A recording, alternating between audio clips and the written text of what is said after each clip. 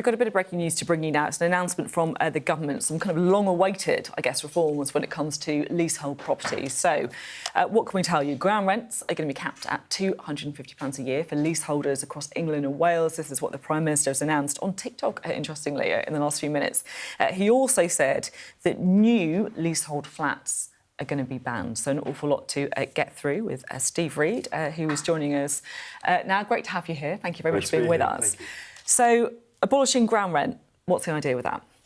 Well, I mean, ground rent Not abolishing, sorry, capping. Capping. It will lead to abolition in the end, or going down to zero. But this ground rent is something, if you're a leaseholder, you have to pay a company or an individual ground rent, but they don't provide you with any services. It's a bit of a scam, really, and people feel and describe it as a racket. And you have no idea how much you're going to have to pay from year to year, how much it's going to increase. You're paying money for nothing. People have been campaigning to abolish this for decades. So today is quite a historic moment for leasehold reform, because this government is going to do what we said in our manifesto.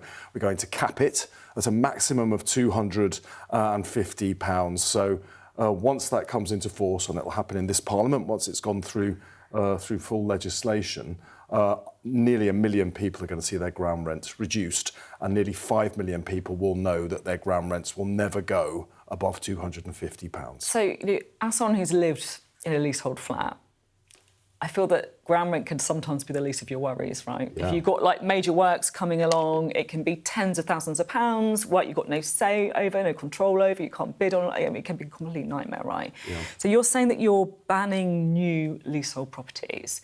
Yes. Should you not go further and just get rid of all of them? Well, my colleague Matt Pennycook, who is the Housing Minister, is going to stand up in the House of Commons later this morning and announce our Leasehold Reform Act. So that will be talking about how we're going to move to a new system of common hold. I shouldn't preempt too much what he says, or I get in trouble with the Speaker of the House of Commons, but our intention is to do what you've been describing. In the meantime, we launched a consultation last summer about the charges, the service charges leaseholders have to pay. Fleasehold, a lot of people call it, because they feel they're being literally fleeced of their money without ever being told what the money is being used for, whether the managing agents have properly tendered to get the best value for the contractors coming in to do whatever work it might be. We're going to change all of that, and announcements will be made following the consultation over coming weeks. But we are committed to a comprehensive reform of leasehold so that we can abolish it and give people who live in flats, 5 million of them in this country, much more certainty and control over the charges they have to pay. You say you want to kind of abolish it. I mean, what's the kind of time frame for doing that, do you think, then? Well, we'll be able to announce that when we announce the results of the consultation, but the intention is within this Parliament. No new flats will be allowed to be leasehold. But at some point you're going to get rid of the existing ones as well. I guess this is what I'm trying to work out, because 5 million people are going to be very interested in what you've got to say on this. No, absolutely they are.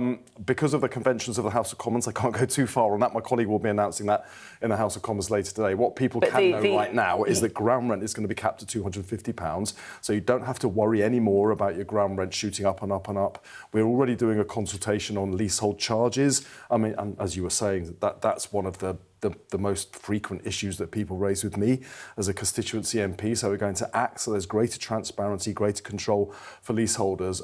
The Housing Minister, Matt Pennycook, will be announcing in the House of Commons today our further reforms to end leasehold completely. Can I talk about Andy Burnham? Of course. Because we've got all these Labour MPs who signed this letter, right, who want Andy Burnham to be allowed to stand in this by-election. Are they wasting their time? Is there any chance that the decision could be reviewed? Well, you know, they're entitled to their view, of course they are, but Labour's ruling National Executive Committee took the decision this weekend that it is better for Andy Burnham to continue to serve out his full 4-year term as Mayor of Manchester. So I guess what they're saying is that there should be more people on the Executive Committee, like more union voices, a wider group of people. Well, there were union voices there as well, and it was overwhelming. It was 8-1. It wasn't a close vote at all. And the reason is, having Andy as the candidate, he would be a fantastic candidate. I hope to see him back in Parliament in due course. But having him as the candidate now would then require a by-election for the Mayor of Greater Manchester. That's the equivalent of 20 parliamentary constituencies when he's only halfway through his term. So the reason we have that in our rule book, that mayors or police and crime commissioners have to seek permission, is so that we don't have unnecessary major by-elections across whole regions. The Labour Party will now move on, select a candidate, and we will fight to win the Gorton and Denton by-election. You said before it would be an inconvenience for those voters. I mean, is democracy an inconvenience? Well, of course it isn't. It's very important you have a democracy. But Try telling that to those 29 local councils that you've postponed. Well, they wouldn't think it's an inconvenience, voters have a right to expect. They want more voting. Voters have a right to expect that if they elect a politician to a job, that they will serve out and do the full term for the job that they've elected them to do. The local government reorganisation point that you've just raised is we've got those councils are all being abolished.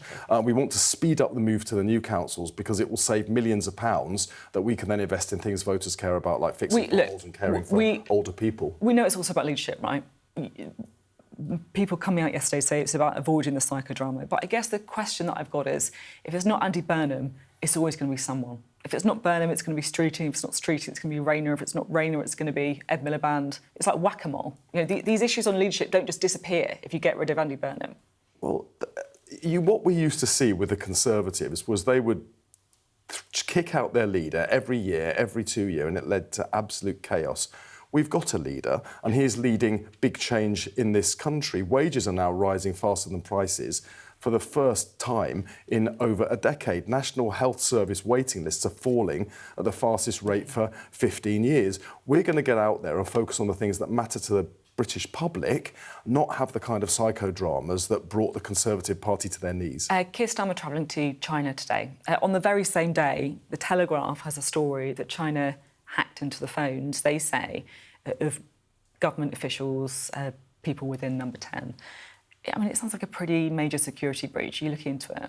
Well, I mean, there's a long-standing convention that governments can't comment on particular security issues, but people should be reassured that national security in every single respect is the top priority for this government. That's why we've invested an additional £170 million, for instance, strengthening our cyber security in that respect. But of course, we and the UK's outstanding world-leading security forces are well aware of the risks and are managing those risks. If national security is the top priority, as you say, was it really a good idea to give permission for China to build this big embassy right in the middle of London on top of a load of critical internet cables? Well, the security minister went through all of this in the House of Commons and answered all the questions that MPs had to put to him. The security services had reassured the government fully that there were no outstanding concerns to do with that. In fact, they made the point it is better for UK security to have the Chinese embassy in one site